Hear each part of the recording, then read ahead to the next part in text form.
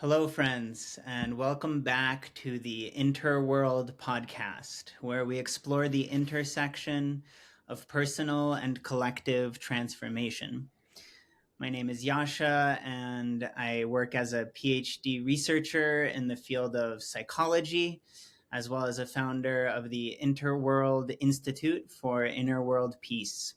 You can learn more about our nonprofit initiatives by going to interworld.org.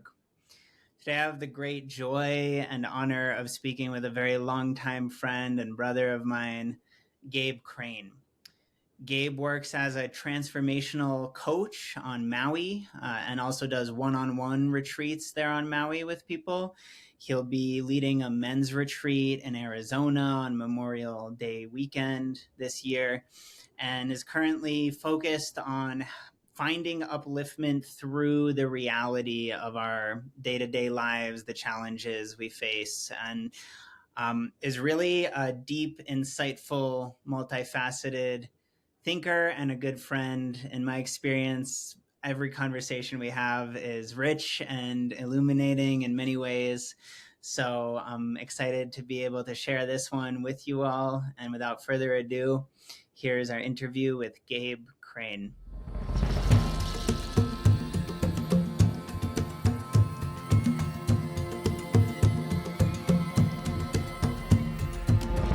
Hey, bro, welcome to the podcast. What's up, man? It's awesome. I'm stoked to be here. It's fun. I've been checking the show out a little bit as you've been posting it and getting it out there. So it's fun to be on here with you. Yeah, well, I'm really glad you are. One thing I didn't mention in the intro is that you're also a podcaster. You've had a show called Woven Wings for a long time, and I got to be a guest on there actually a few years back. I think now it would be about 4 years ago. And I heard that you're kind of rebranding to Inner Sun, but I know there's lots of top-notch conversations there on Woven Wings, so people can go check that out if they'd like. You're 100%. You should check out your episode for sure. That was a lot of fun to record with you. Yeah, thank you. Well, I know we're both growing, changing. Honestly, I think that you and I may have met when I was basically 16 years old in upstate New York. We lived for a little while in the middle of nowhere on a mountain in the wilderness in Peru. Basically like bathing in a river and cooking on a fire, and you get to know someone in a unique way when you do that. We also, have had all kinds of different moments of our paths crossing. I used to visit you out in the Bay Area when I was in college, going on little summer tours, and you were, wrapping up grad school. So we just have so many different points of connection and overlap. And we're going to get into many of them today, our parallels, our interests. But I want to just invite you to give a more of a summary of your journey and your mission for our listeners who are just meeting you, since like the intro barely scratches the surface. So maybe you can introduce yourself a little bit more, where you're coming from and what you feel like, you're here for. I know these are very big questions to start with, but we'll go from there. Awesome, dude. Well, thanks again for having me on the show. It's great to be here, and it's fun to be on the other side of this. I was telling you before we started recording, it's just like, it's fun to just kind of kick back and be like, cool, Yasha's got it. I'm just going to hang out here and just respond to whatever questions you got for me. But yeah, it's a real pleasure to be here. As you mentioned, I'm out here on Maui right now. I would say, like, as I was telling you, I'm turning 40 in a few months, and we've known each other through a lot of different journeys down in Peru, traveling around in retreat centers in the US. My journey's taken me to Israel and to India and all sorts of places, graduate school. And now the last several years of my life have been marked by becoming a father, going through a challenging relationship that ended up in separation and divorce, co-parenting with that person, and raising a now beautiful 6-year-old son, and going through a lot of transformation, unexpected hardship. Maui is an interesting place for me because my mom's side is Japanese American with over 100, now I guess coming up on 150 years of heritage on Maui. And my mom grew up on Oahu, which is the next island over where Honolulu is, Pearl Harbor, right? So I grew up going to visit my grandparents there. I didn't have that much history with Maui. And one way or another, for some reason, life plopped me down here. And now here I am. And that has been a beautiful experience and also a very challenging experience. And I'd say an invitation into the deeper layers of life. I think on the surface, Maui is kind of a sexy postcard destination. Wow, I hear all the time. Wow, you live on Maui? That's so cool. You must have really like made it, and I look at them and I'm like, you don't know what it's really all about. Like Maui is amazing and I love it here, but it's also a pretty tiny place in the middle of the Pacific Ocean, surrounded by thousands of miles of salt water all around you. And as I've gone through the challenges of the last few years, really, there's been a lot of times where I've felt trapped here. I've felt like I made a mistake, like I somehow got on some sort of off ramp. My life was going some direction and now I'm in the wrong place. And it's been an opportunity to really confront some very deep-seated beliefs about myself and fears about my life, about identity, all of which has been extremely unpleasant. But what I've found through that is that it's been extremely unpleasant, but also I say that with some levity because it's also been very, very meaningful. And I think it's led me in my own way to kind of the truism that, wherever you go, there you are, or that, life gives you exactly what you need in every moment, exactly what you are seeking and the opportunity to grow and transform. But it's been kind of hard medicine to get to that. And so why do I share all that right now? Because I think, that's just honestly the reality of where I'm at in my life and in my work as a coach, as a guide. I do counseling work. I teach Qigong. As you mentioned, I'm teaming up on a men's retreat in Arizona over Memorial Day weekend. All of that takes the shape of the experiences we've been through. And so, in all the adventures you and I have been in, Yasha, which for me unfolded, in my 20s, in my early 30s, and I was the same person then. So it's like this, it's the same stuff that was happening. In some way, I'm exactly the same now as I was then. And what's interesting is that all the things that I understood or knew then, all the experiences or wisdom that I supposedly had, none of that saved me from going through what on the surface, people might describe as a awful or shitty, terrible experience, and so somehow these experiences, they're just the things that happen, but they're also, I think, things that ripen us, that deepen us, and where we get a chance to actually apply the things that supposedly we know or that we understand. And we get to be humbled about how much we really know or don't know about anything. And that's a beautiful gift.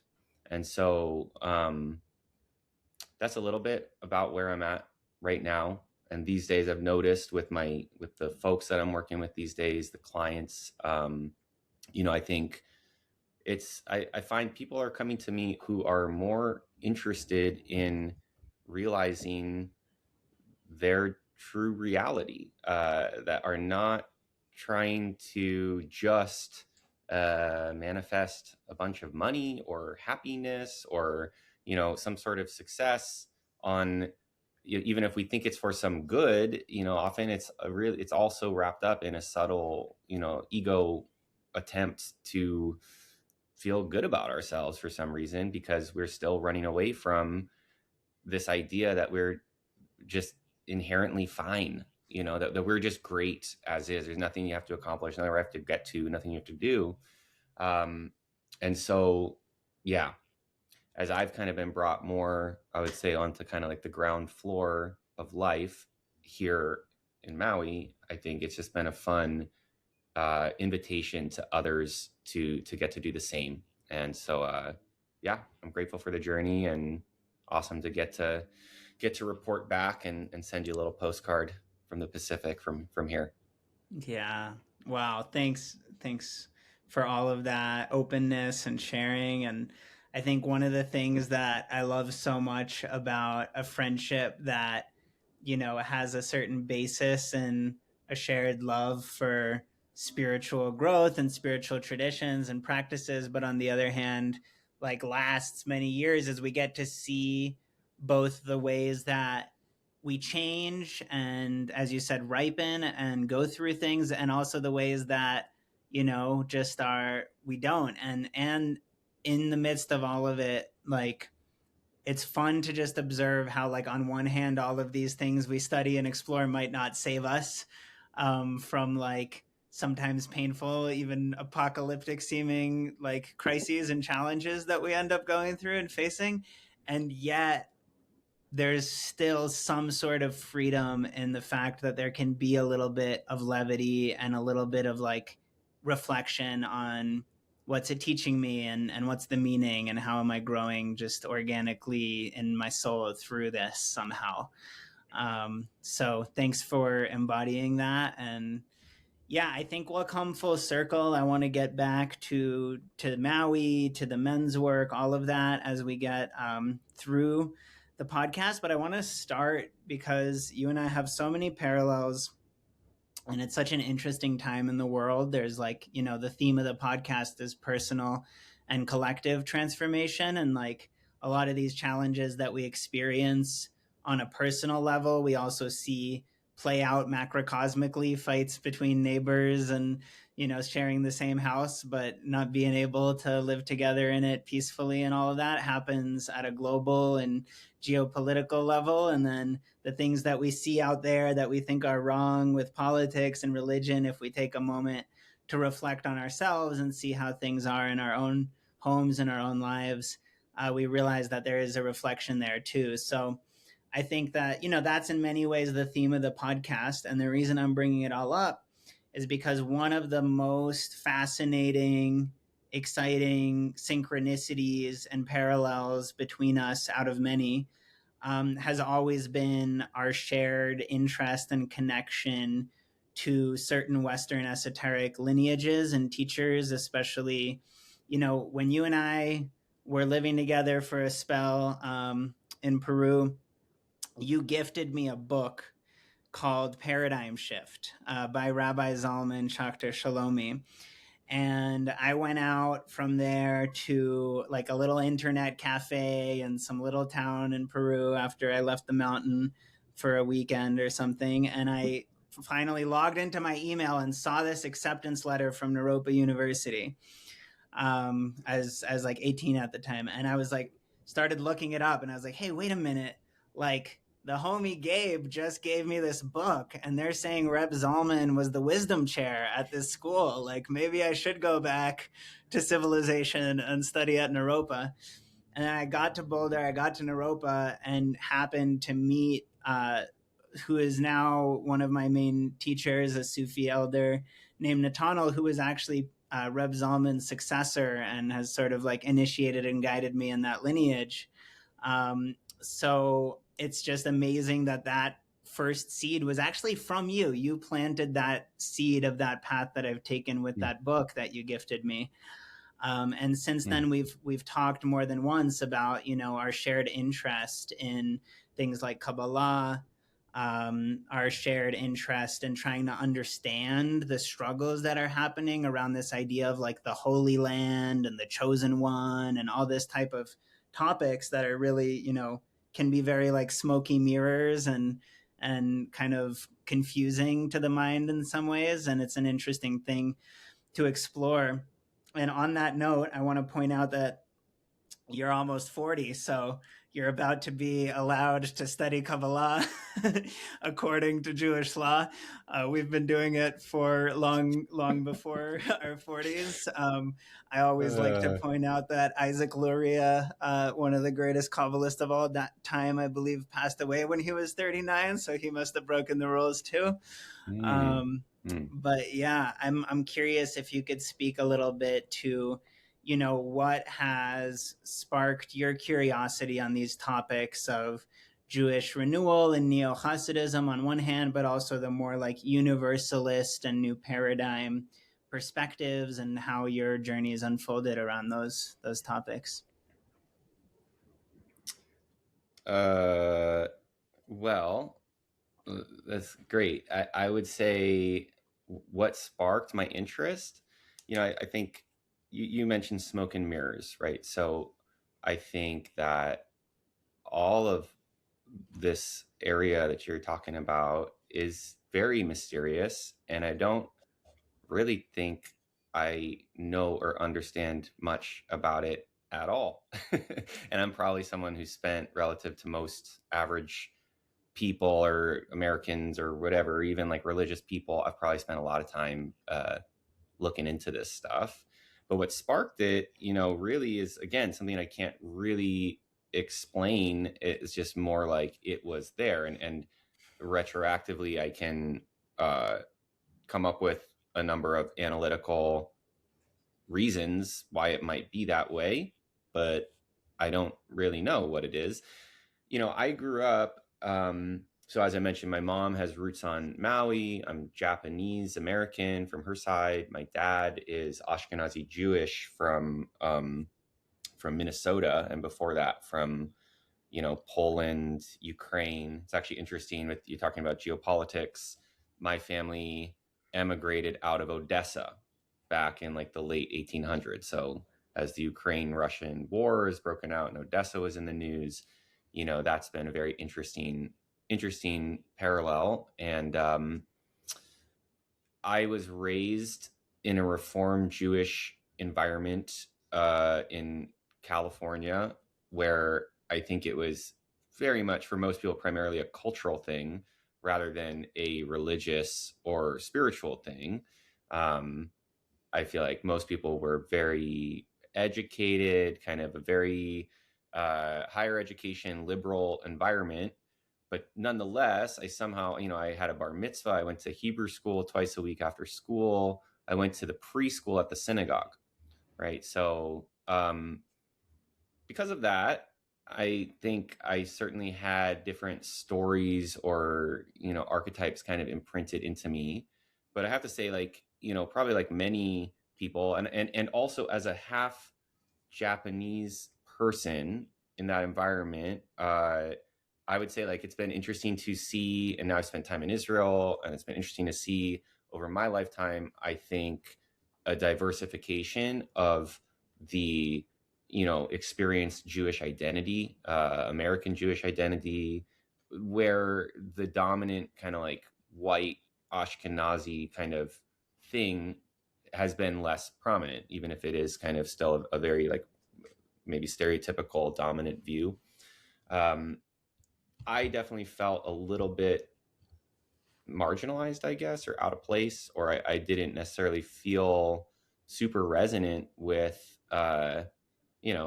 that wasn't my favorite place to go, the Hebrew school, and like getting ready for my bar mitzvah.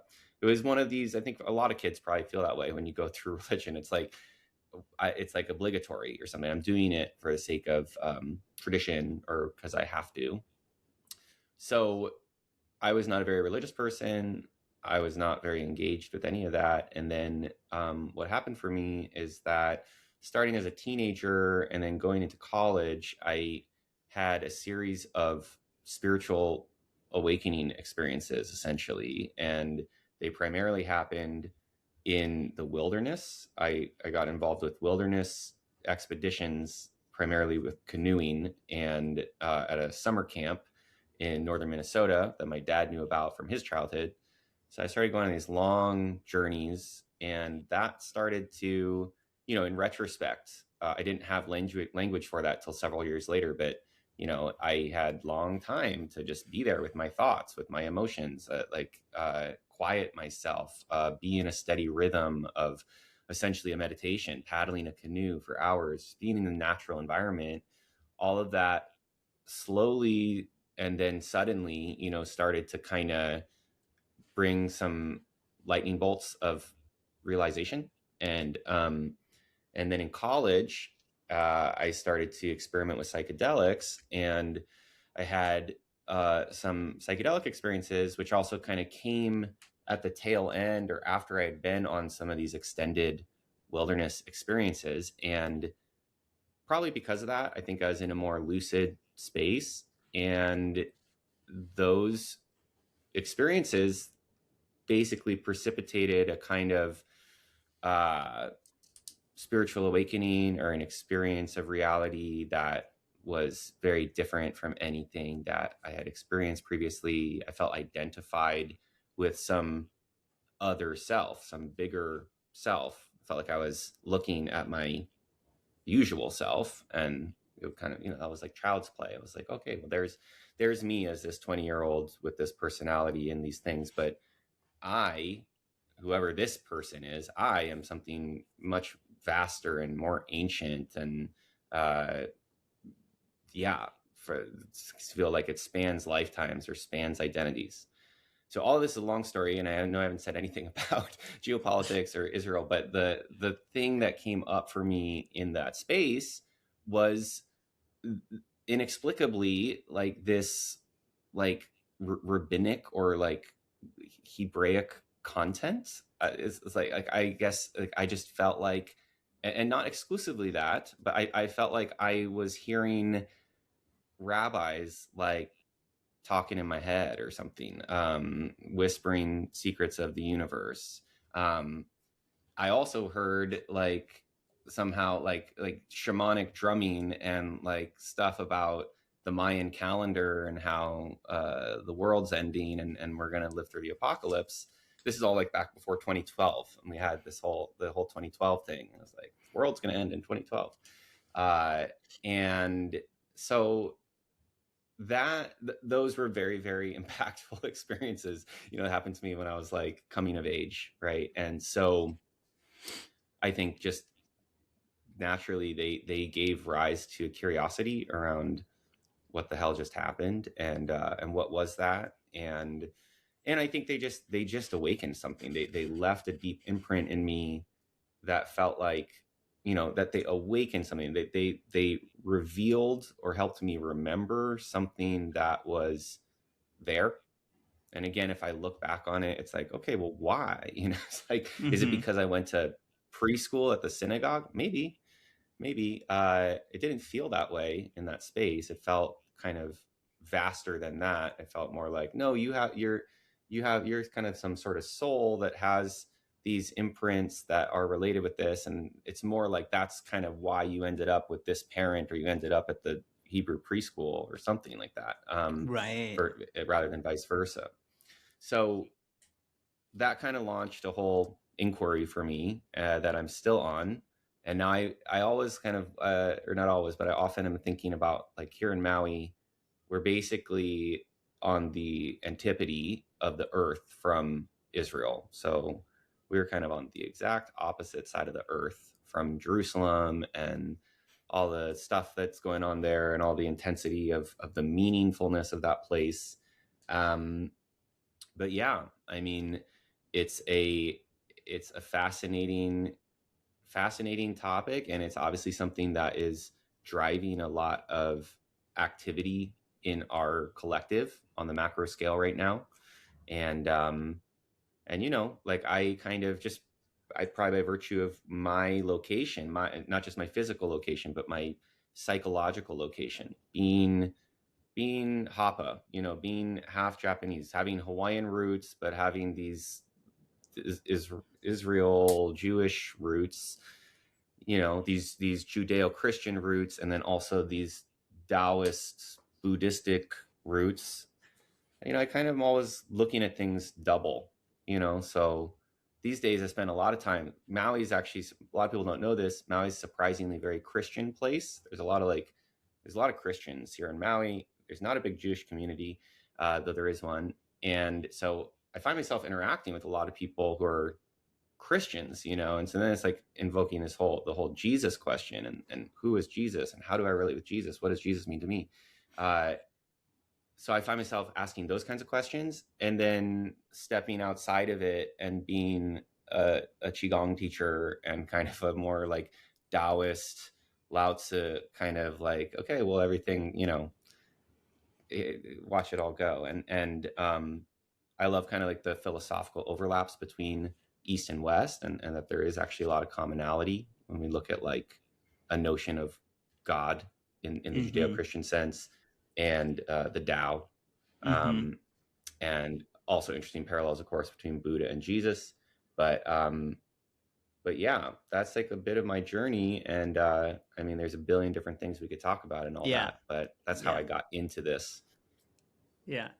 Well, before we started recording, I gave you a sample of the topics I want to get into, and you said it sounds more like a show than an episode. So maybe we'll have to do a follow-up, because that's pretty true. And I'd love to linger on any, one of the topics that we've often featured on this show is featuring different spiritual traditions and from around the world, but something that we haven't gotten into as much, and I think we will and would like to, is more of the Western esoteric traditions like Kabbalah and so on. So we'll come back to that, maybe in other episodes and with different guests. But while we're on it, we're going to get to like the Taoism and the East-West next. But I want to just mention a few things. So first, what stands out to me from everything you just shared.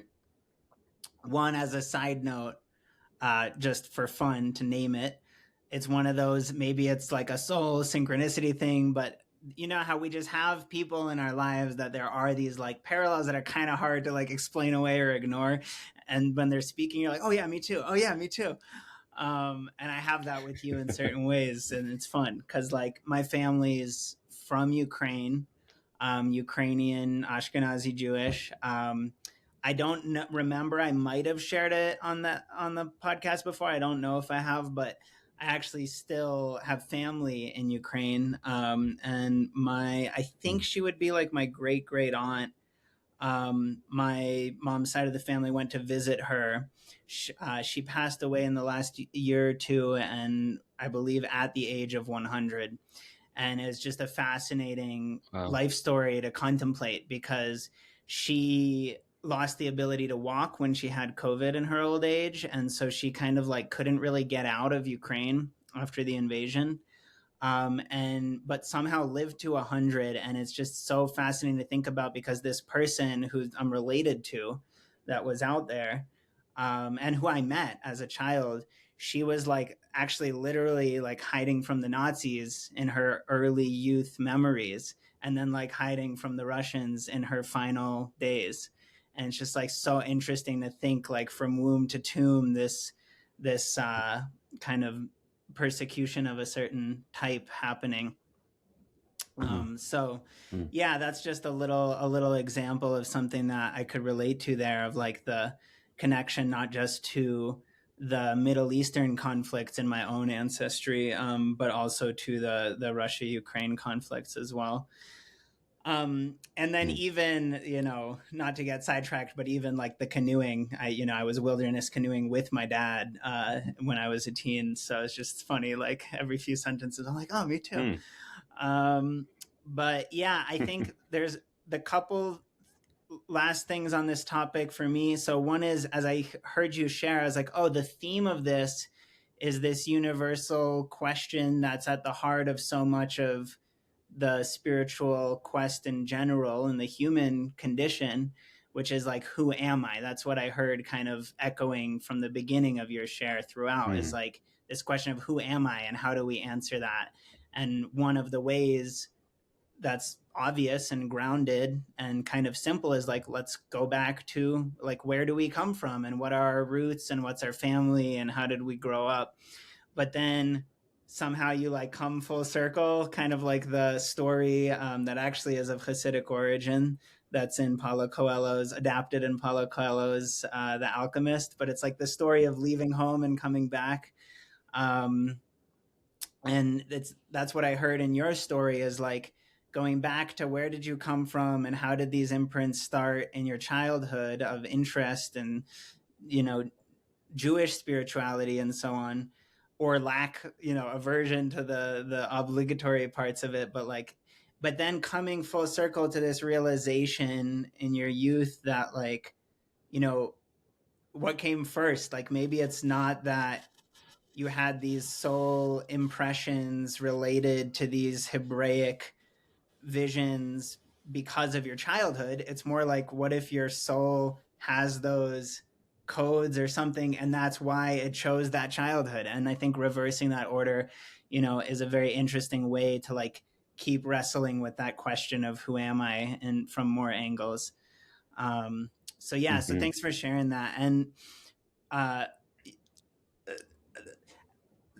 there, you reminded me of, like, there's a Russian movie. It's kind of like an underground cult classic. There might be subtitles, but I don't even know if there's an English version of it.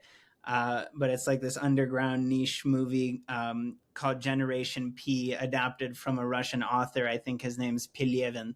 But there's a scene in it where, like, the main character takes some psychedelics and he calls his friend who's into Buddhism. They're in Russia, like, after the collapse of the Soviet Union, and he's like on some crazy dose, and he calls his friend who's like all into Tibetan stuff in Russia, and they're talking on the phone, and he's like deep in some other dimension. He's like, hey man, I need a mantra, like help me, give me a mantra. And he's like, okay, write this down. And he like gives them these syllables to pronounce, and he pronounces these syllables, and like the hand of God comes and gives him a half-eaten cucumber. And like when he comes to in the morning, he looks at the paper of what he wrote down, and the translation is just like Hebrew words for like manifesting a cucumber.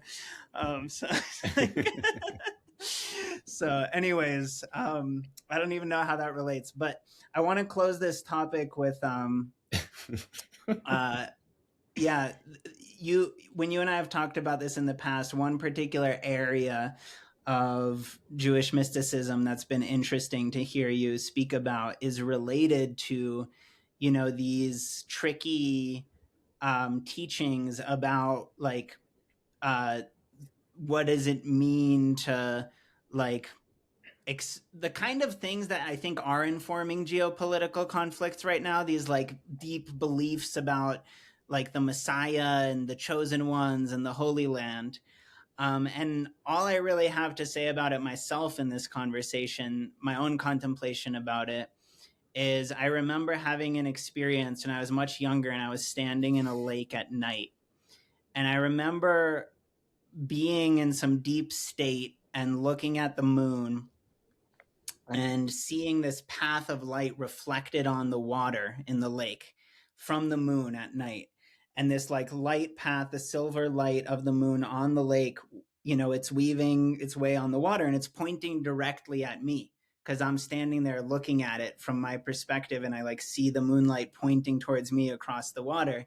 And I see someone else wade in to the same lake over there. And from my perspective, I can't see that same moonlight like pointing at them. It looks like, the moon is choosing me, and I'm the only one it's choosing, not everyone, because I'm the only one seeing that path of light from the moon pointing at me. But somehow, if I were to ask the person that's standing 20 feet to my right, like, what are you seeing? They're going to see that same moonlight weaving this line pointing directly at them and only them and not at me. So there is this like exclusive quality of being the only one, like the chosen one. And yet somehow everyone is it, and it's not any one. And so that paradox, I think, applies to these ideas of like, well, where is the Holy Land? And it's, what tribe feels like they're the chosen ones and they were placed at the center to protect that particular very extra special spot, and so on. And that's a pretty universal phenomenon. And somehow it's real. It's not to like, water it down or dull it, because it is special and you are the one in that sense, except everyone's having that same experience somehow. So that's all I really have to say about it. I know there's also really interesting teachings about like the Maitreya being the Sangha and so on, but I'm curious if you could speak to these particular topics for a minute while we're still in this area of exploration.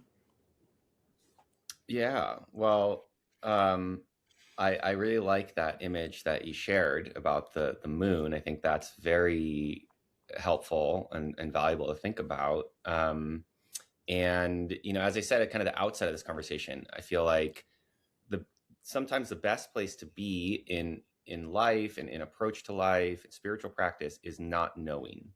And that might seem like kind of a cop out or a false humility, but it's like it protects you because as soon as you think you're more likely to become kind of a sharp vector, an arrow pointing away from you. You have a solution. Let's go here. Let's go. Oh, I received the vision, and it means we're supposed to go kill those people. I received the vision. It means that, we're breaking off and we're starting our new church, and this is the only real church. Pretty much all religions they follow that same pattern. And so it depends on your vantage point. If you want to take a more scholarly, neutral viewpoint, you could just observe that pattern throughout all religions, and a lot of people do, and find issue with it. It can't be papered over that, like, the Judeo-Christian and the overall Abrahamic religious tree is strongly populated by this idea of chosenness and specialness, right? So, like, if you break it down now to like the idea of the Messiah, the chosen one or individual or something that's going to come save everyone. Well, that has its origins. It's like the entire biblical project, Quranic project, the whole thing is an expression of that. It's like, I'm going to go, God speaks to Abraham, like, go, I'm going to make nations of you. There's a theme of the birthright being passed down through the book of Genesis. So who's chosen, who's not chosen? And from a certain vantage point, also within those religious viewpoints, you might argue that, yeah, that's part of life. It's inevitable. There is choosing and not choosing. So get over it and deal with it. On the flip side, like you referenced, it's like, well, if you take like a more open-ended or perhaps like Eastern Taoist viewpoint, you kind of start to see it's like wherever you go, there you are. It's like, oh, okay, Jerusalem's the holiest place in the world. Oh, okay, I thought, yeah, that's the holiest place in the world. The Zuni tribe thinks that this place in Arizona is the holiest place in the world. Everyone has a holiest place in the world. I have the experience here living on Maui. It's like, oh, okay, well, this place, it has been, and sometimes has felt like a prison for me because of some of the circumstances I described to you. For other people, Maui is paradise. This is heaven. This is like where this is like a magical spiritual portal. Lots of spiritual teachers and come through Maui and are like, yeah, the vibe is very high. Like, this is clearly a potent place. And at different stages in my journey, it's like, it's something I resent. It's something that I hate. Now, right at this moment, I could say it's something that's very profoundly helped me. And that, like, even as I tried to get away from it, it pulled me in and it had something to give me. And maybe that's going to change. That's for right now. And maybe that's going to change then in the future.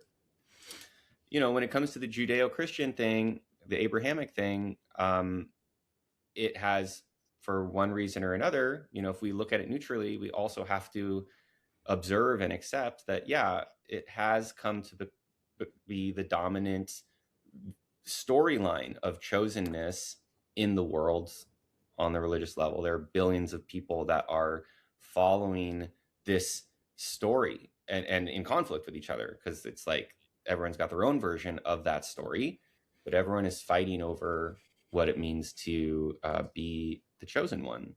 And so what do you want to do with that, right? I think when I talk to a lot of folks who are in the spiritual but not religious camp, they kind of want to swear off all of that and just be like, it's all the reason for all this suffering is because we believe that it's a self-fulfilling prophecy. Like, forget, it's like what Carl Jung said, like the dead have come home from Jerusalem because they did not find what they were looking for there. It's like, you stop. This is just mania, right? So that's a tack you can take.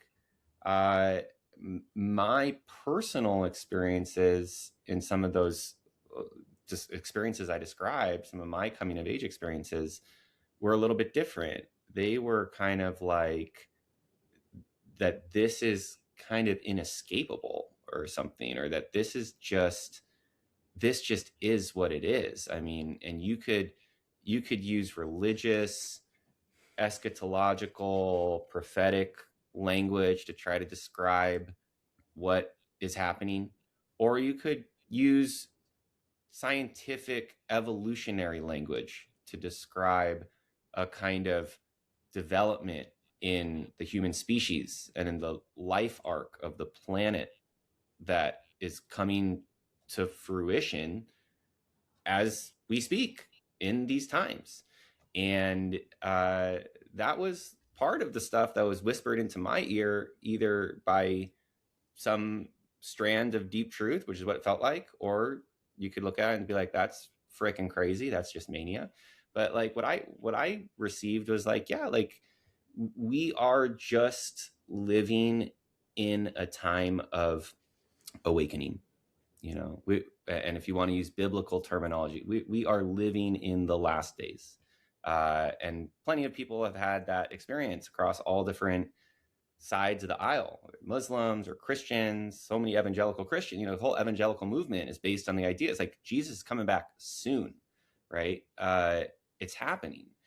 And I don't know. I mean, again, is it a self-fulfilling prophecy? But I started having those experiences in, what was that? Like 2004, 2003, 2004, 2005 through, and it was also about, the end of the Mayan calendar, the end of days, the entering into a new cycle.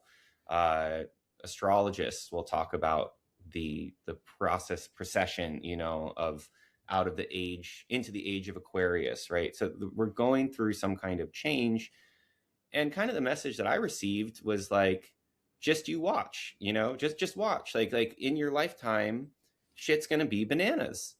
And as a younger person, I think I felt impatient, or I felt so awestruck by that experience, and I also wanted to verify it or prove it. And also I definitely fell into that, what you're describing there, Yasha, around like, oh, the moon is pointing at me, right? Like I have some significant role to play. I'm the Messiah. I'm part of some messianic thing. Which, who knows, maybe I am. But if I am, if you're listening to this and you hear this, like, so are you. I mean, we're all like, the moon's pointing at you too, but I don't know, everyone, there's a common saying, right? Every generation always thinks it's the end of the world, which is also true. Everyone always thinks it's crazy, and it is always crazy.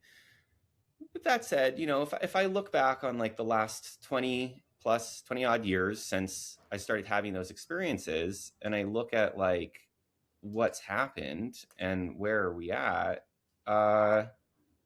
well, like a lot of crazy shit's gone down, and yeah. Like, and from a religious vantage point, folks who follow the prophecies and the different things, like a lot of the so-called like prophetic markers of the end of days, or the coming of the Messiah, at least within like a Jewish prophetic context, those things are like kind of coming true before our eyes, and I think that's what evangelical Christians also look at and see as a sign that Jesus is coming back soon. And so, is that a good thing? Is it a bad thing? It sure seems like it caused a lot of death and destruction. The experiences that I've had have given me the vantage point that like, it is very painful and unfortunate. We don't want to have these kinds of experiences, but also these kinds of upheavals and change are part somehow of the evolutionary process that's happening, the development that's happening inside of us. And so as a collective. And so, I guess the last thing I would say, you referenced Reb Zalman, who was a Jewish renewal rabbi, and a teaching that he spoke to was this idea, breaking down the Hebrew word for Messiah, Moshiach.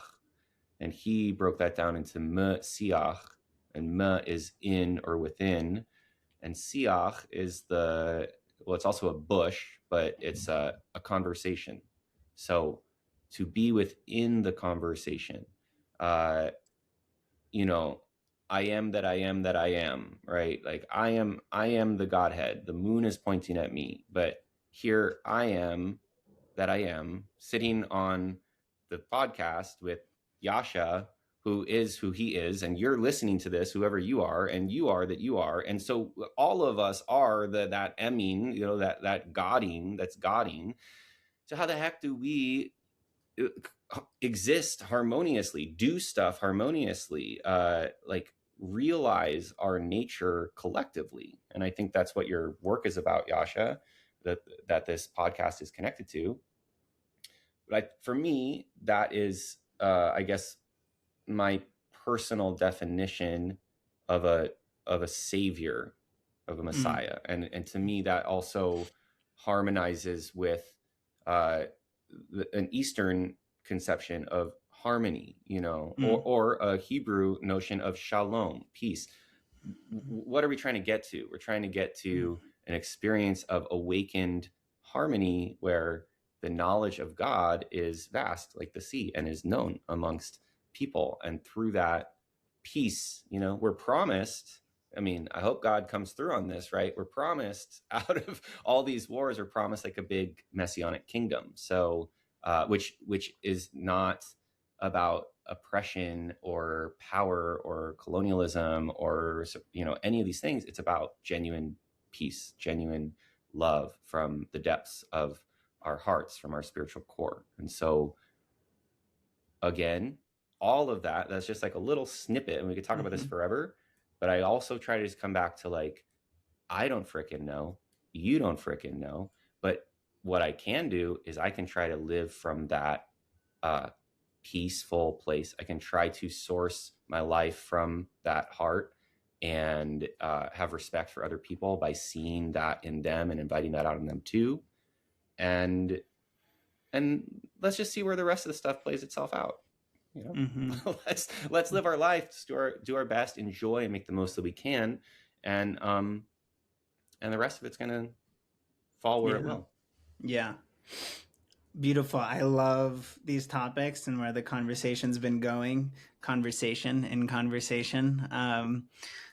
Within the conversation that we're having on the podcast, I appreciate you kind of pointing towards that same principle that we're always talking about in our nonprofit, which is like this idea of inner world peace. Like, how do we start there? The way that you just described your own intentions. And I think that I also really want to echo what you said about how you can be in Maui and it can feel like that's the Holy Land to someone, or it can feel like that's a prison. And I think that is a really, similarly to this inner world peace idea, it's like that's a really good example of what really is the Holy Land. If there's land that is chosen and land that's not, it's like it might actually have to do with us when we're there. Like, are you being the one perceiving that land as holy? Are your eyes, are you seeing whatever land you're on with holy eyes?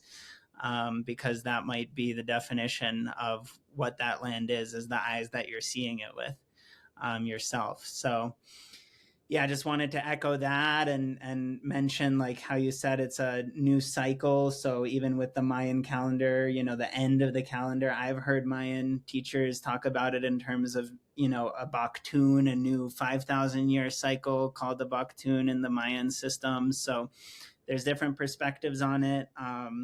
I definitely have a similar experience and notice people have a similar experience where we live in the InterWorld eco village here in Colorado with the acreage that we're on, which is that sometimes it can feel like paradisical when the sunflowers and the birds are out, and sometimes it can feel really challenging like when it's dry and windy. So it can be like this place of extremes, but it, to me personally, it feels like a opportunity and a challenge to notice like how my perception of the space is influencing my experience of being there. um, so I do want to move into you. You've been alluding a lot to the Eastern conceptions and Taoism and harmony, and I know we both are qigong instructors. I trained in a particular Tai Chi lineage, and I think you teach qigong more than me. And we've shared some experiences just like sitting and casting I Ching readings together and things like this, and both have a love of, you know, Lao Tzu's philosophy and so on. So I'm curious if you could speak to, you've kind of already been alluding to it, so maybe we can just um, give a little bit more on how do you see like Taoism and your practice of qigong informing and evolving these other, you know, things that can otherwise feel also like dramatic and apocalyptic and so on. And it's like, but what is this other embodied experience you have when you get in tune with that side of your practice, your heritage, your studies? I'm curious if you could share the contrast and the complementarity you find there. A couple things. The first thing is the capacity to self-observe. So the engagement with an idea of mindfulness, of becoming an observer, to step back from, for example, your identification with whatever apocalyptic, messianic, Judeo-Christian thought or experience, belief structure, or you don't believe in any of that, you've rejected it, and you're a secular materialist and you just want to make money and watch baseball on TV or whatever the heck it is. You know, the invitation to observe, to watch, and through that gain some space from the unconscious perpetuation of those patterns in your life, you know, the unconscious identification of myself as those habits of beliefs, of mind, of thoughts. So I think that's a very important element that Eastern traditions tend to, at least in my experience, those have brought that to the table and been helpful. And then the other piece, you alluded to it, Yasha, is like getting into your body in Qigong. Like what does Qigong mean? Qi is life force energy. It's energy. It's the embodied experience of all this stuff we're talking about. And then Gong is the work, right? So it's working with your life force energy. And I think so much has been said and ink spilled about all of this, but you know, in mind body medicine, in getting into your body, understanding these things in terms of what is the body communicating. But I think it really can't be stressed enough that, especially in our Western culture, the mind has been highly developed, and it has facilitated a lot of technological advancement, a lot of capacity, even the language that we're speaking to have this podcast, and you know, which is the global language of English. You know, it's very interesting. Like English is such a derived language coming down from the Romance languages and from Latin, and then from before that Greek and Hebrew and Sanskrit, and going like all the way back to these like ancient languages. And all of those, the English as a language compared to those older languages is way up here in our head, you know, and that's part of what's powerful about it. With English, we can enunciate and create so many different particular specific meanings through the usage of very particular tones and syllables and words and concepts. So all of that's really valuable. But what it does is it does put us into our head and leads us more and more to be in a more dissociated state from our body, which is also a dissociated state from nature, and therefore kind of a less personal relationship with both those things, a willingness to lord the mind over nature, mind over body, right? And I'm not even saying that's necessarily a bad thing, which I think is commonly looked at that way. You know, it's like, oh, this is the ill effects of patriarchy, or we're destroying the planet. Okay, maybe, you know, but we're also evolving. It's not even just us. It's like life is evolving everything, the planet, humanity, through that development. But why is Qigong helpful? I think it is a somatic invitation. It's a way to get back in touch with the bigger self, you know. And when we're in touch with that bigger self, that isn't just our identified thoughts, isn't just our particular lane that we found ourselves in, we have an opportunity to access spiritual values, things like surrender, things like love, things like true harmony and deep inner peace, because all of those experiences and qualities, they're felt sense experiences. They're not ideas. You know, the mind can think about them as abstract ideas, but what's the big deal? You know, I think that's for most people who haven't had a spiritual awakening experience. You know, you look at like a word like love, it's like the most overused word in the world. It doesn't mean anything because it's just like, all right, well, what's the big deal? Like, I'm reading about love. For anyone who has experienced love or agape, or like this, a sense of spiritual unity with something vastly beyond themselves, you know, that's a life-changing experience. It suddenly becomes like the most powerful thing you've ever experienced in your life. Why would I do anything else? Suddenly I don't care about all the things that I thought I cared about before, because this is so much more valuable.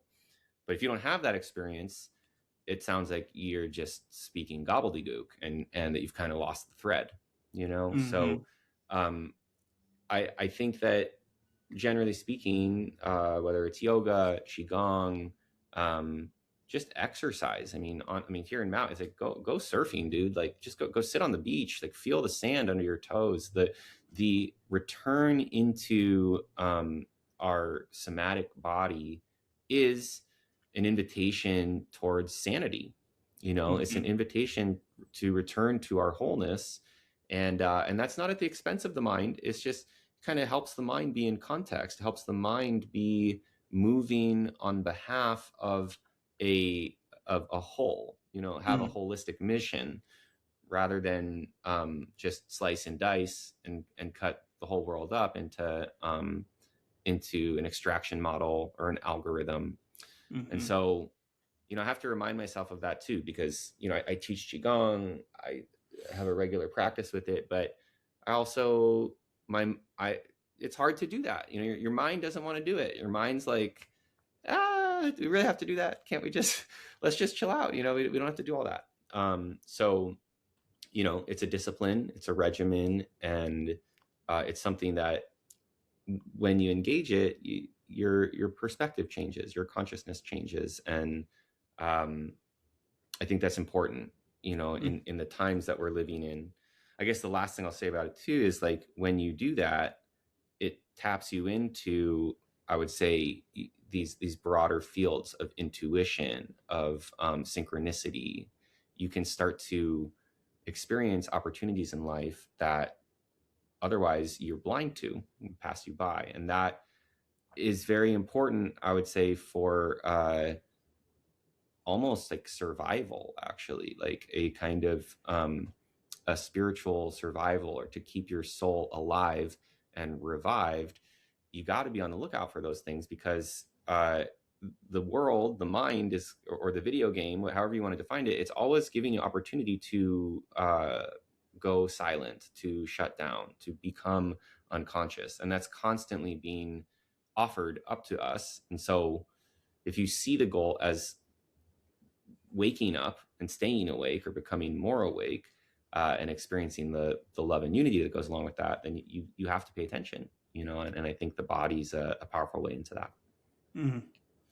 Love it. This is a great response. I mean, in terms of both the contrast and the complementarity, it sounds like you're pointing to something which I think any one cultural tradition, when it's embedded back into its original context and taken holistically as a whole, might ultimately be meant to include more of these different elements. So, for instance, what I mean is in our modern world, yoga has been taken as entirely like a popular physical sadhana, where the word sadhana might not even be familiar to someone who might practice yoga at their local studio all the time, because just the physical asanas and stretching and exercise is kept. But there's a huge ancient, iceberg beyond those asanas of yoga philosophy and yoga tradition and linguistics and so on. So in the same way, any one tradition, like even Kabbalah, which may seem very heady and spiritual and esoteric and mental, there might be embodied meditation practices embedded in those transmission lineages that are grounding and so on.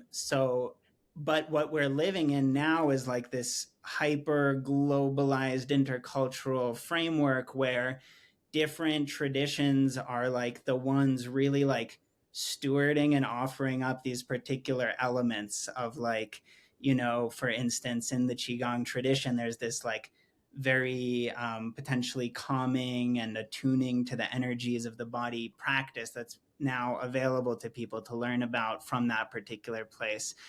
Whereas if they went to Kabbalah, they might find themselves in a labyrinth of complicated, teachings and thought patterns and so on. So we're living now in a place where we can start to puzzle together the holism of it with many different lenses and people or places that are stewarding particular parts of that in a special way. So I really appreciate what you're sharing and how like, bringing the connection to nature and the presence with what is in the body experientially as it is, and kind of just coming to terms being with that, and feeling the feelings, feeling the energy and the animation of our body in this world as like an essential piece of being human that can still also include, you know, spiritual contemplation and academic study and so on. So, yeah, thanks for sharing that. I might have a little bit more to add in a sec, but if you have any, I don't know if you were about to interject or Yeah, respond something. yeah. Yeah. A couple things that just gave rise to for me is Mm-hmm. like, so I don't know anything about Kabbalah because I'm not 40 yet, right? But the little bit that I know, it's like you're talking about all these different complex ideas, right? And Kabbalah is a relatively complex system to make sense of and start to understand.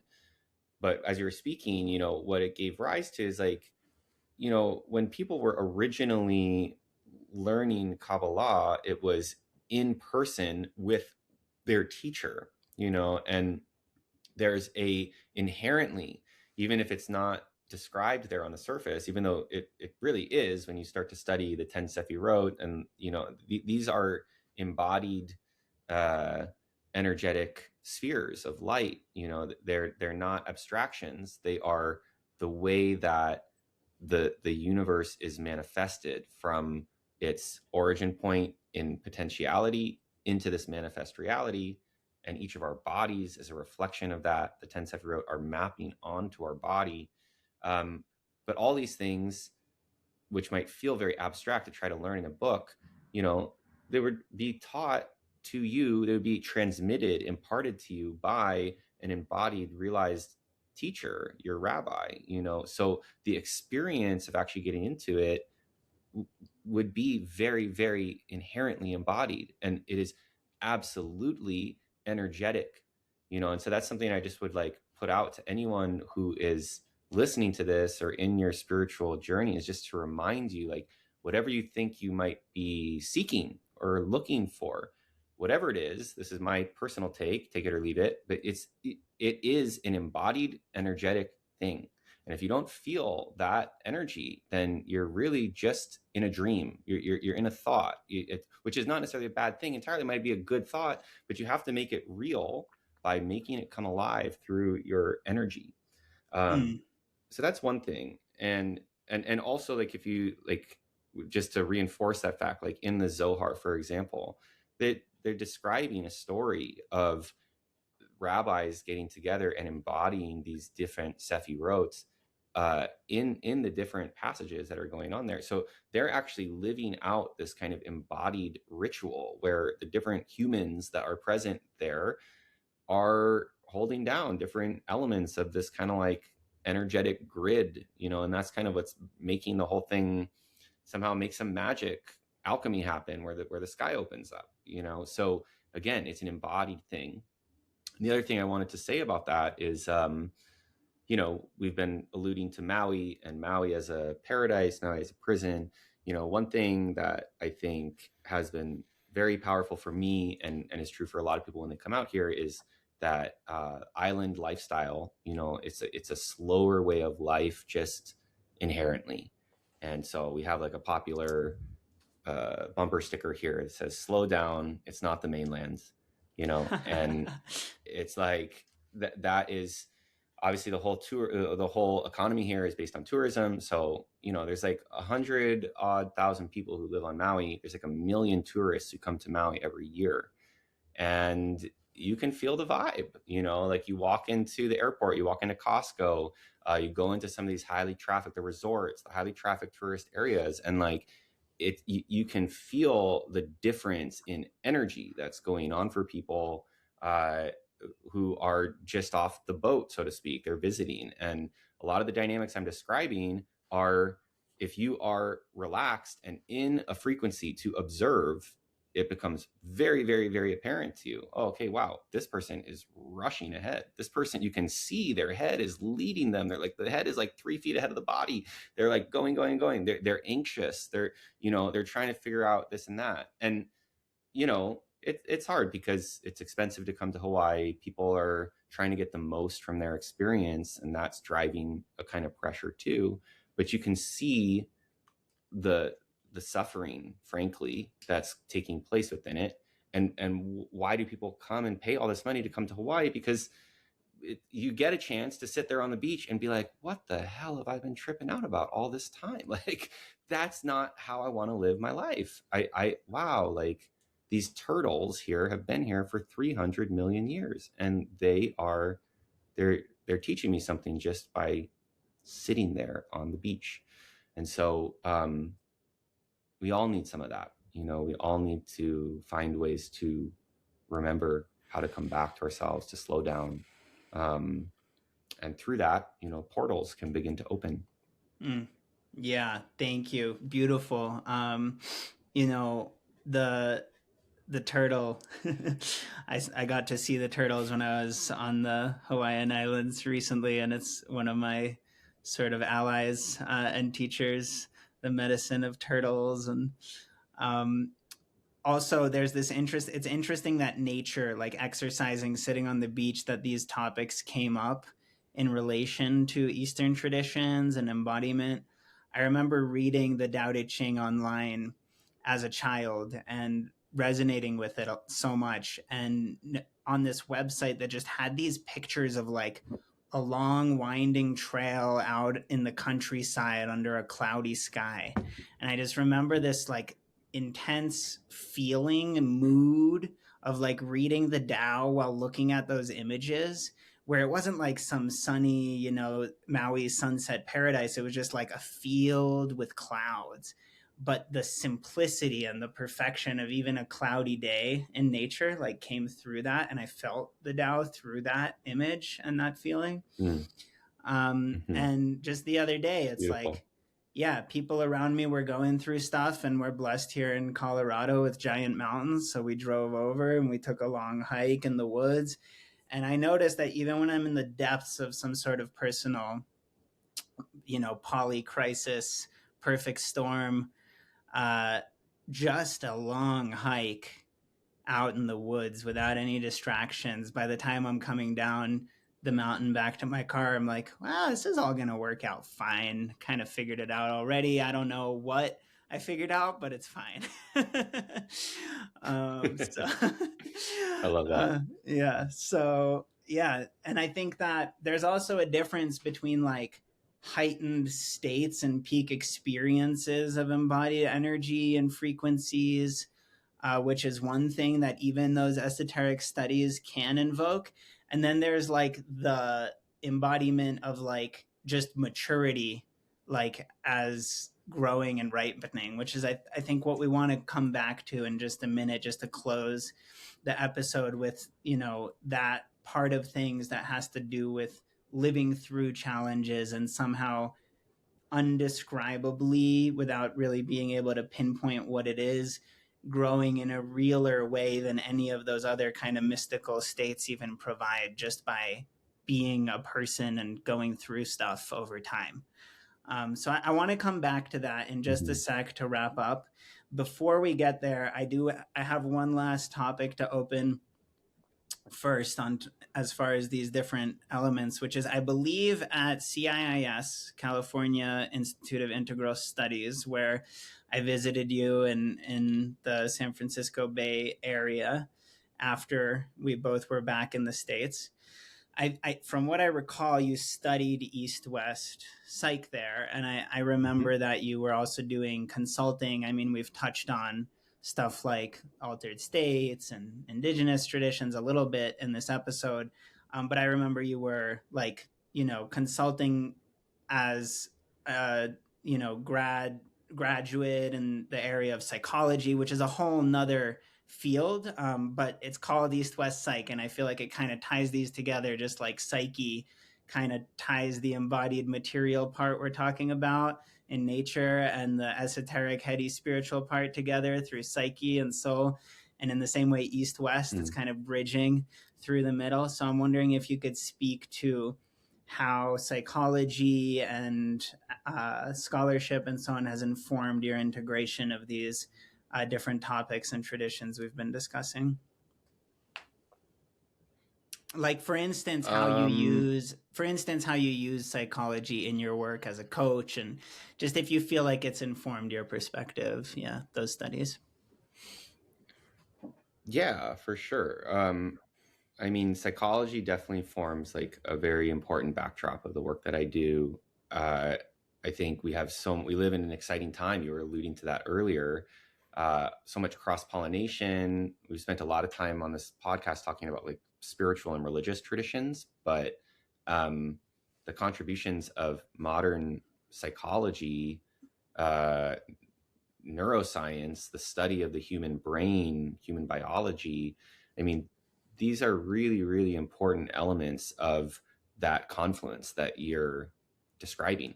And so, I think it's just like, I mean, psychology is very, very vast. If you thought about it, like, I mean, Christianity's got like 100 different sects, and psychology is no different. It's got so many different origin points.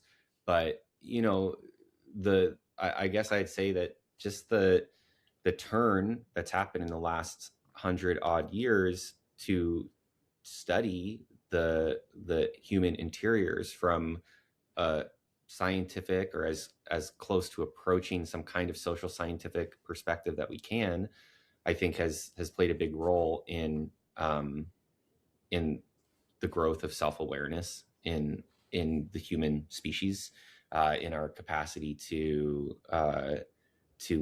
be more self-aware, to learn about ourselves. And so, yeah, I mean, I'm blessed and lucky enough to have a couple graduate degrees that are in that arena, in East-West psychology, as you mentioned, in negotiation and conflict resolution as well. And I would say it's another language, and some people resonate with spiritual religious language because that is the context that they come from. Other people that stuff makes no sense. And psychology is preferred. Psychology feels more scientific. It feels more valid. And so I appreciate the ability. I think that's often feedback I get with folks that I work with is, it's important to be able to speak different languages and to be able to relate with people through different things. And also when you speak different languages, you also just gain different vantage points on the same phenomena, different potential insights, because the language we use shapes the way we make sense of what it is that we are observing. But I would say like my meta comment about all of it that I was thinking about this morning is just learning, just learning itself as a value that, on the one hand, everything is kind of the same and has always been the same, and you don't need to learn anything. And all you need to do is just let go and be present and feel the love of the universe. But on the other hand, everything is changing and evolving, and there are a million books out there and studies, and learning can be incredibly empowering. And so that's one of the things that I try to really focus on with my clients is we're not just talking back and forth about how you feel. Let's learn stuff, input new information. We live in an era where you can go on YouTube, you can hop on ChatGPT, you can learn about so much stuff. And if you can ignite that passion for being a learner, it opens up the world in immense ways, and there's always something more to learn. And when we are learning, there is a sense of purpose, direction, inspiration, and I think that's some of what I've felt blessed by, when I'm like in graduate school at CIIS. It's just such an exciting environment to be in because you're learning, you're encountering these new thoughts and ideas all the time.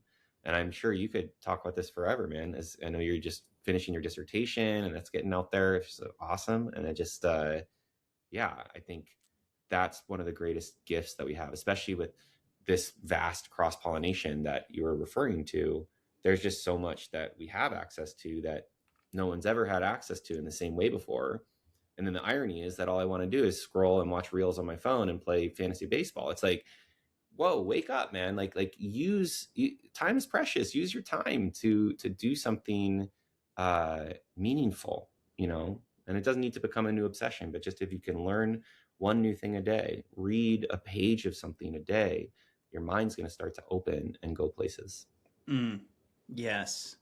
Yeah, one of my other main teachers once was saying along the lines of every day, learn something new and at the same time unlearn some old habit or attachment. And that's like this two-track evolution where in the Taoist sense, we're unlearning every day, getting back to just being. And on the other hand, the flip side of this holism that this whole episode is kind of centered around, we're also expanding our knowledge and becoming more knowledgeable, exploring different systems of knowledge, ways of knowing, and how do we know what we know or not know. So I do think it's humbling on some level to learn more and more, and empowering at the same time, right? Like confidence building and so on. So yeah, I couldn't agree more. Any one of these topics we could spend much more time on and you're welcome to chime in on anything or ask me anything. I appreciate you mentioning the dissertation. It took forever, or seemingly, in a few years of research and study, and finally wrapped it up last year, going through edits and publishing this year past peer review, and it turned into this like giant tome redefining alchemy across the ages and stuff. So it's been a really fun project.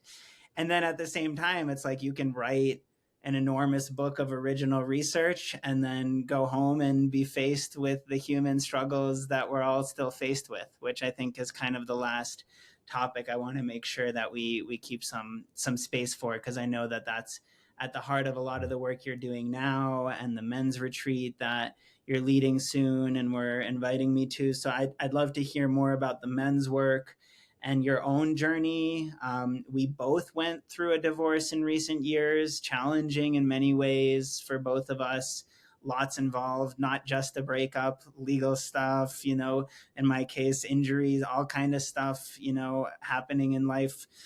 Even if it doesn't seem connected, it's like kind of like when it rains, it pours. And there's a lot to carry through that and stay standing in some sense, as you keep walking through all of it.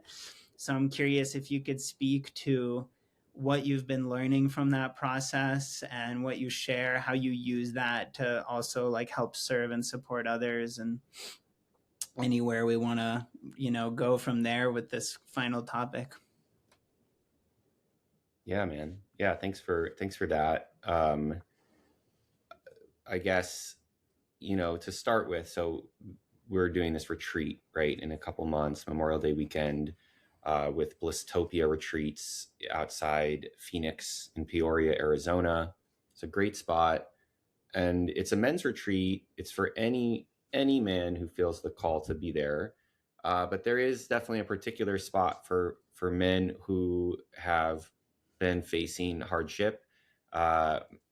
Maybe folks who have had similar experiences to you and I, gone through separation, divorce, or relationship rupture.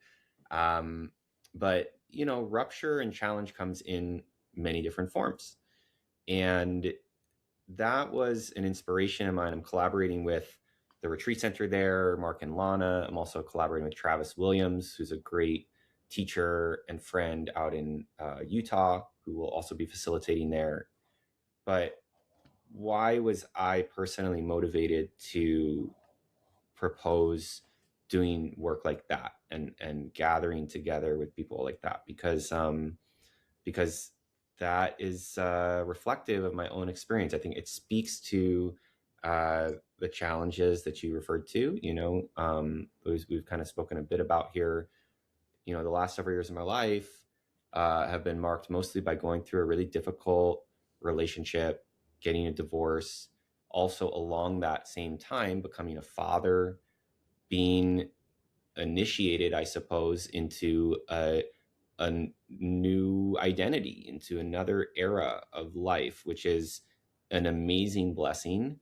And, my son is the center of my world. And nothing about that would I trade. And at the same time, there's been, on some level, immense suffering through the experiences that I've gone through. And even setting aside the experiences of relationship rupture and divorce, as challenging as those have been, but just becoming a father, speaking with other men and other parents who have become parents, it's a kind of death. Your life is not your own anymore, especially, or at least if you are committed to parenting, right? Suddenly, you don't just do whatever the heck you want to do. Your life is bound and limited. You really have a responsibility to care for this being who is dependent upon you. And that's its amazing gift, but it places immense restrictions on your life. So, you and I met, as you said, at a retreat center in upstate New York. And then we were on a mountainside in Peru. And everyone always used to tell me, go have these experiences when you're young, because, you're not going to get to have them later, and that is true. I could not go do those things with you today because I got to pick up my son from school on Wednesday. Right. So it's there's an obligation within that. Going through something like a divorce, and I just speak from my own experience, was just a huge experience of rupture, of loss. It brought up deep feelings, and continues to, of humiliation, of despair, of shame, feelings of failure, of things being a dead end, even I don't think in any truly serious way, but feelings of suicidalism, this sense of total breakdown, you know, and I think for me, even though I've led probably by most people's standards, like a pretty unconventional life, is really interesting going through the divorce to learn how deeply ingrained these kind of conventional metrics or ideas of success were inside me. And even though I grew up in a liberal area, half the people who get married, they get divorced. Both my parents got divorces before they got together. The idea of getting a divorce was just this immense confronting experience of failure, embarrassment, kind of all those negative emotions that I was just describing. And so it was a really hard journey to get to that place, to arrive at the grim finality that that's something I had to do. And then because of the various circumstances that unfolded, ended up having to leave our home that our life was built in, that I'd moved from, the mainland out to this island in the middle of the Pacific Ocean.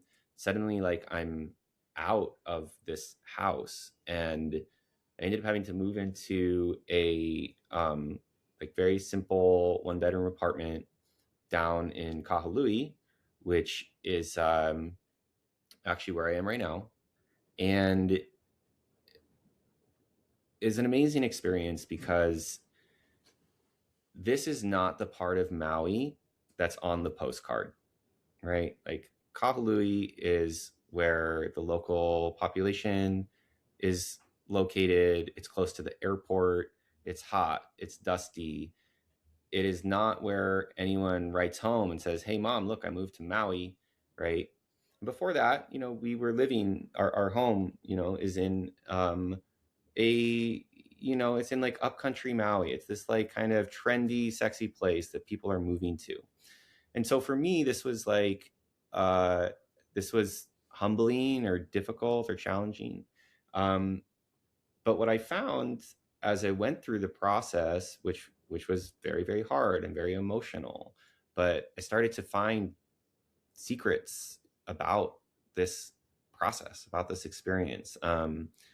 I came to realize or remember that this neighborhood that I moved to, for example, is basically the neighborhood that my family has been in on Maui since it was built in the 50s. And it's a mile from the sugar plantation that is where my family lived before that. So it's I got transported back to the place of our family's origins. And I got transported to a place, like I said, that wasn't on the postcard, that was humble, that was on the ground floor, so to speak, and if you've been to Maui and kind of the valley and the way that the mountains work, it's Kahului is it's at sea level, it's on the ground floor.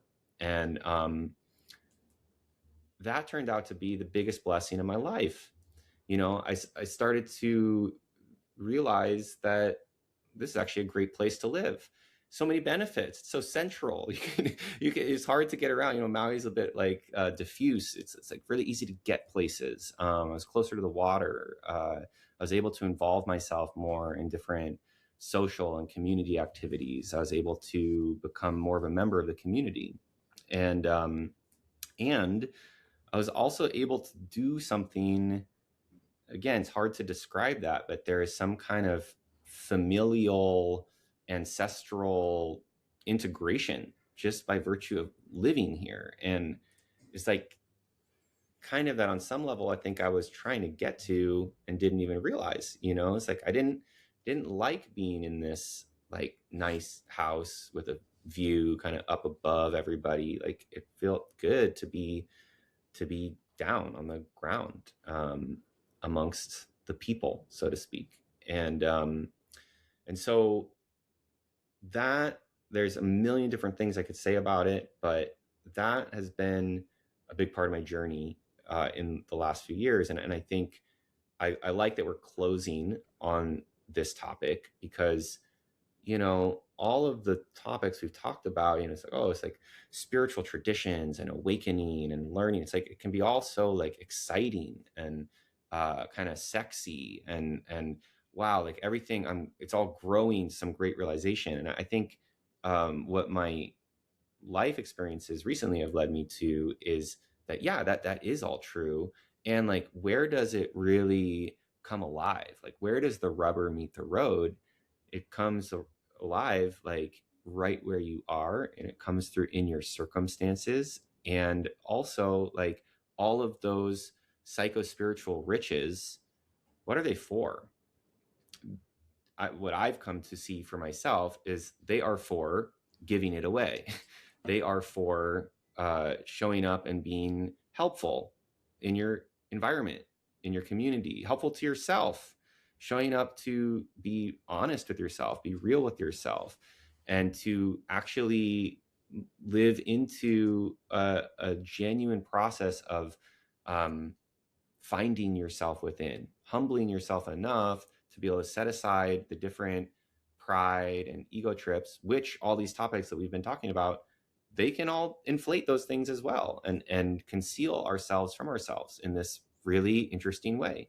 And so just being invited, and that's kind of the invitation that I put out to folks who are coming for the retreat, who are doing work with me now, who want to come work with me on Maui. It's like, look, like, what is life really about? Like, how do you get real to not just get excited and turned on by all these ideas, but to actually let them transform your orientation and positionality in life, and the way that you live your life, the way you identify? That is, for me, what I've found where things get real, and what makes me feel the most inspired ultimately at the end of the day.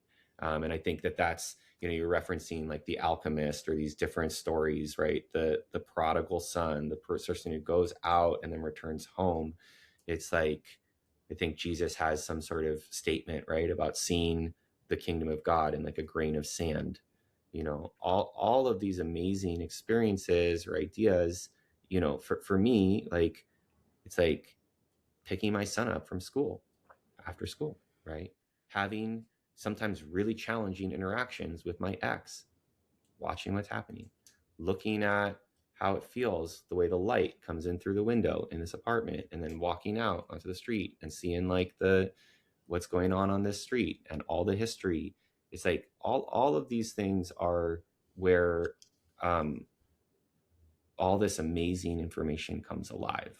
And so that's what I have found for myself, and I really want to encourage for folks out in the world. And if you're listening to this, is like, it starts where you are. Get real, and open yourself up humbly to realize and look at the circumstances you find yourself in.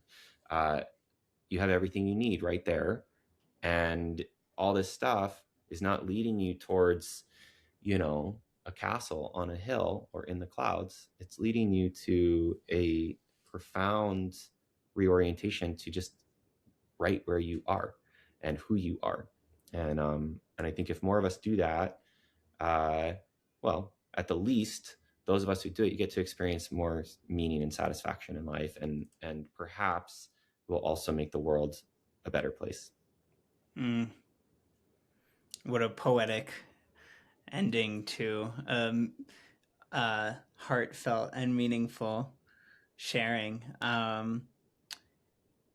Yeah, thank you for it's clear when someone speaks from direct experience, there's like this realness and this depth in what you're sharing that's not even in the content or the words, but it's just the vibration of sharing something that is real and that is lived. And sometimes that part doesn't look as or sound as glamorous or shiny in the content. It might sound rougher, or, like more flat colors, less bright rainbows and unicorns.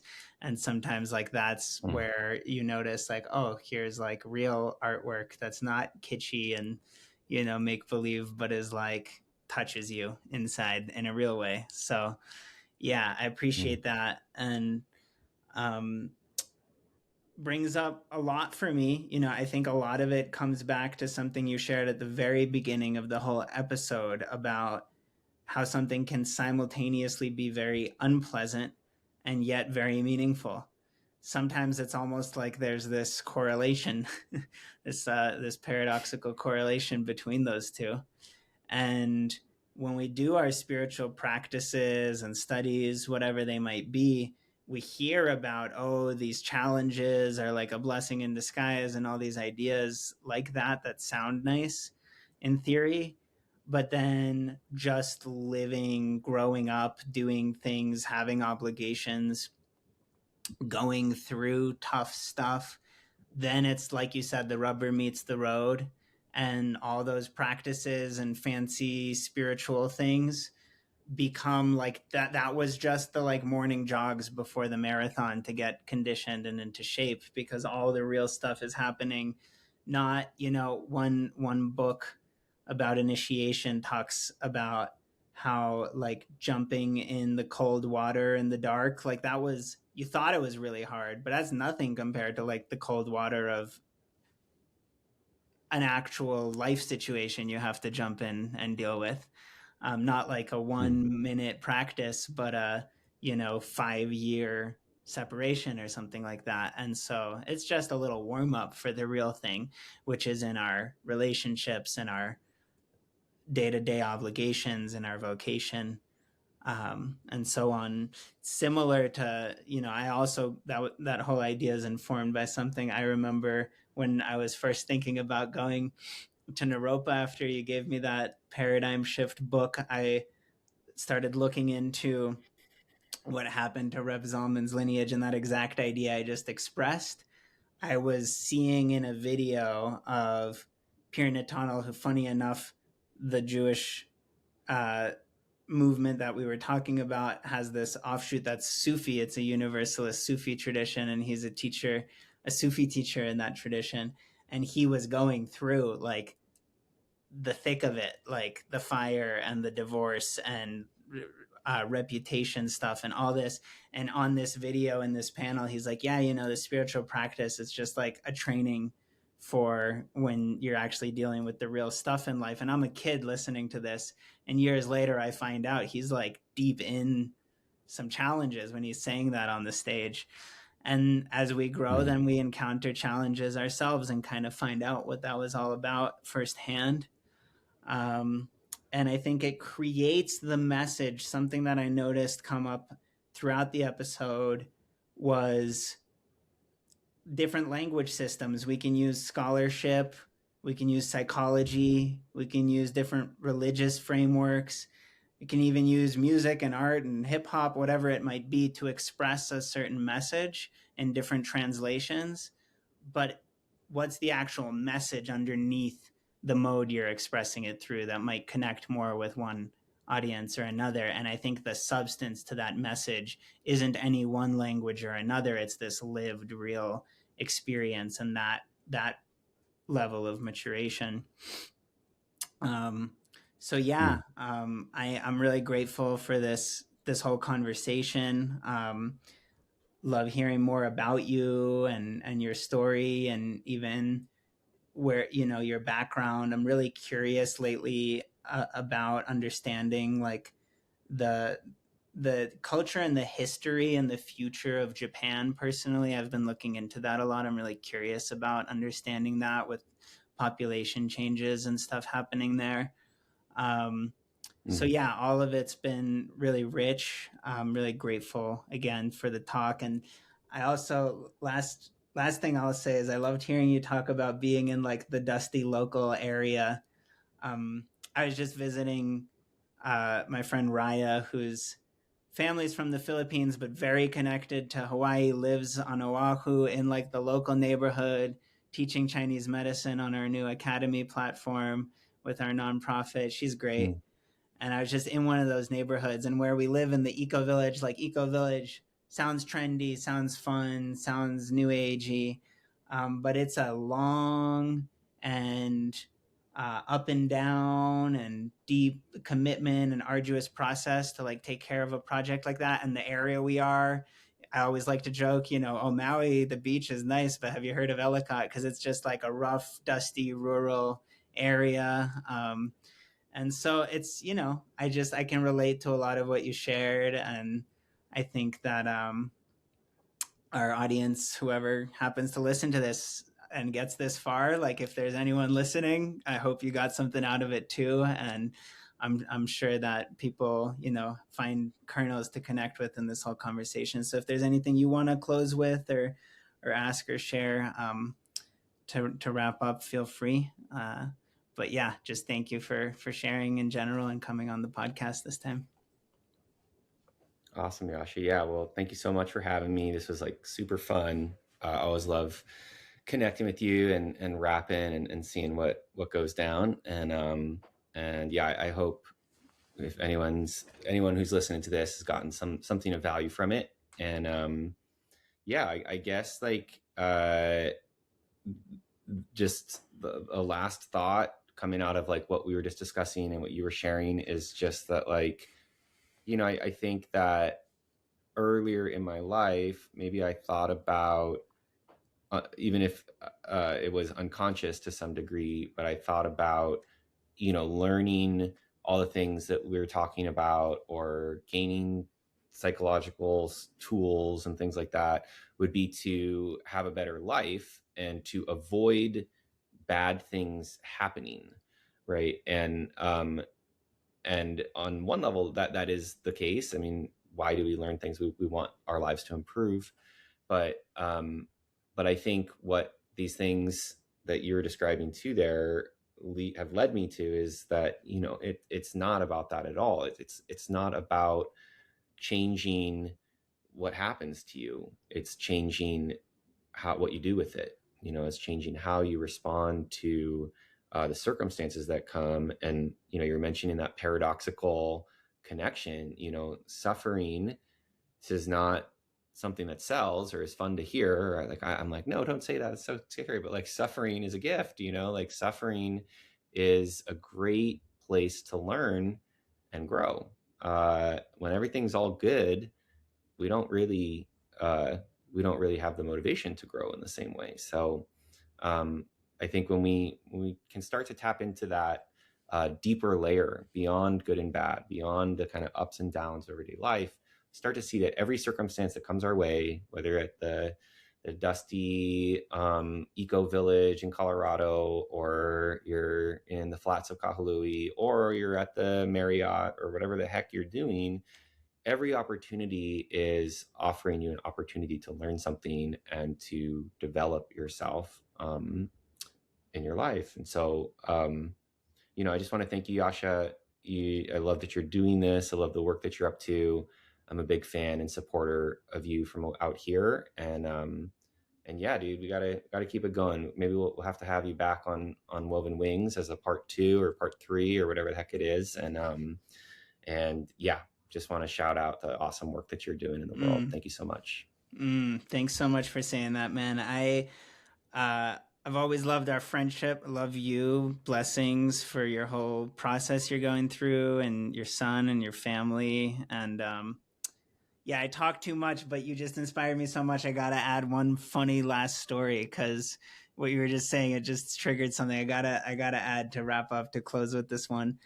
My teacher, Maestro Manuel, he says, don't pray for things to be easier, pray for you to be stronger, which is, a lot like what you're saying. And what does stronger mean? Are we learning, or are we shedding? But either way, it's about your attitude towards what's happening. That's where the change is.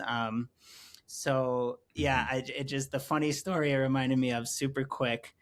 When I was in college, I got the dorms where we were living, I got them to sponsor a painting project. So they bought us a giant canvas, and I got all the college kids in the dorms with me to come out and paint in these bubble letters. And I wrote this Buddhist quote on it that I know you're familiar with, that pain is inevitable, suffering is optional. And we got these big bubble letters, and we got all these like rainbow colors, and all these college kids sponsored by the dorms, like painting in super happy colors, pain is inevitable, suffering is optional. and then when we finished this big mural thing on this piece of canvas, bro, we hung it in our dorm room. So our like college dorm had this dope painting in it. And then it was huge. The canvas was the size of the wall. And then we got a comfy couch and we pushed it against that wall because we needed somewhere to put the couch in the little freaking dorm. And so the bottom half of the canvas was covered. So every time anyone came in our dorm room, they're just greeted by this giant rainbow colored bubble canvas that just says, pain is inevitable. And that's it. The bottom half was invisible. So if anyone takes anything away from this episode, just like when you're going through it, remember, like in bubblegum, super pretty letters, pain is inevitable. You don't even need the second half of the quote. That's all we got for you. I love that. Yeah, you don't need the second half. That's, it's just like, because once you hear that first half, you're like, shit, okay. I gotta figure something out here. I'm gonna have to come up with a strategy to deal with that reality, But that's the thing, it's like, that's what our whole everything is built upon, is the seeking pleasure and avoiding pain, and that's anyone in sales or marketing or in product development will tell you that, how do you develop a successful business? It is selling to people's pain, and so that is what it is. Capitalism, it has its pluses and minuses, keeps the world going around in this form that it's been in. But, the simultaneous, perhaps, inner journey is the opportunity to recognize the pain at the root and deal with it yourself. And that's the part that is an unfortunate foil if you look at it from a capitalistic lens, because pretty much a large degree of all the products that are out there are like not actually needed. Like they're just a way to try to sell you something to create a livelihood for someone, which is great. But if you can face your pain and be present to it, you start to need less and less, and life reveals itself more and more as God's kingdom, and so here's to that. And I don't know, still go shopping, feed the economy. I don't know. I'm not making a political statement. I'm just saying, it's not easy to sell pain, right? Everyone wants the alleviation of pain, but if you're willing to buy pain, then you're going to see some serious growth and change in your life. Yeah. KRS-One says, your wealth isn't defined by how much you have, but how much you can do without. So yeah, let's go towards, instead, if we run away from the discomfort, the pain, the displeasure, then it'll chase us. So let's turn around and go towards it and see what change is in store instead of filling the voids. So thank you, Gabe. Hope you have a good rest of your day there in Maui, and much love from Colorado. See you again soon. Awesome, bro. Aloha. Aloha.